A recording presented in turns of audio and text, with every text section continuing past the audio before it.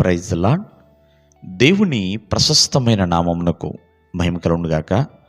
ప్రభు పేరట మీ అందరికీ శుభాభివందనాలు. ఈ ఉదయకాలము దేవుని వాక్యాన్ని విందాం.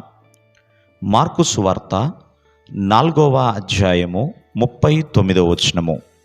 అందుకాయన లేచి గాలిని గద్దించి నిశ్శబ్దమై ఊరకుండమని సముద్రముతో చెప్పగా గాలి అణిగి మిక్కిలి నిమ్మళ్ళమాయెను.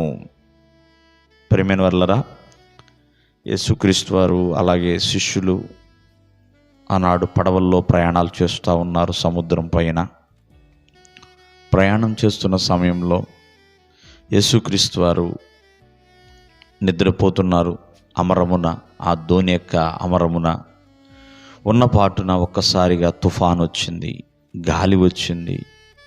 మరి ఎంతో గలిబిలి. ఆ తుఫాను తాకిడికి, ఆ గాలి తాకిడికి సముద్రపు అలలు ఎగిసి పడుతున్న పరిస్థితులు.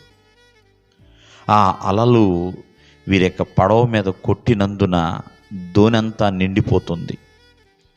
ఎక్కడ దోణి మునిగిపోతుందేమో, ఎక్కడ చనిపోతామేమో అని చెప్పి ఆ యొక్క భయంతో యేసుక్రీస్తు వారిని లేపి, మరి అయా మేము నశించిపోతున్నాము, నీకు చింత లేదా అని అడిగినప్పుడు యేసుక్రీస్తు వారు వెంటనే గాలిని గద్దించాడు, సముద్రాన్ని గద్దించాడు. గాలి అణిగిపోయింది, సముద్రం అణిగిపోయింది. ప్రియమైన వారలారా, ఇవన్నీ కూడా మిక్కిలి నిమ్మనమైపోయినాయి. అంటే ఎంతో ఎంతో నెమ్మది అయిపోయినాయి. అప్పుడు వరకు ఎగసి పడినవి కూడా ఎన్నో ఎన్నో ప్రియమైన వారలారా భయాన్ని సృష్టించినవి కూడా మరి ప్రభువు యొక్క మాటను బట్టి అంట ఎంతో నెమ్మది వచ్చేసింది అక్కడంతా. దీన్ని బట్టి ఉదయకాలం ముందు మనం నేర్చుకోవాలి. ఒక్కొక్కసారి మనము మన యొక్క పరిస్థితులు కూడా అలాగే ఉంటాయి. ఎన్నో గలిబిలులు, ఎన్నో ఒత్తిడులు, ఎన్నో ప్రతికూలమైన పరిస్థితులు. మరి అటువంటి పరిస్థితులన్నీ మనకి నెమ్మది లేకుండా చేస్తాయి, ప్రశాంతత లేకుండా చేస్తాయి.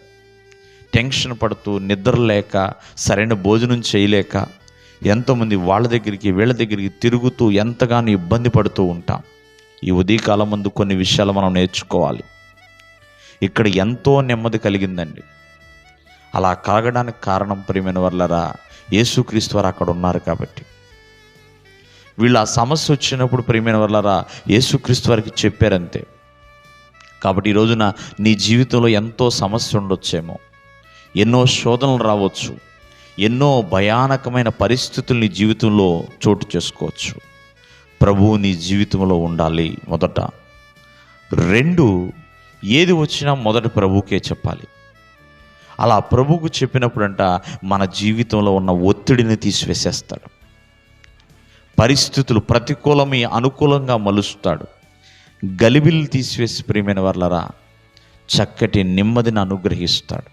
కాబట్టి దేవుడు చెప్తున్నాడు, ఆయన నెమ్మదిని ఇచ్చేవాడండి, ఎంతో నెమ్మదిని ఇచ్చేవాడు. దేవుడు మిమ్మల్ని ఆశీర్వదించును గాక. ఆమేన్.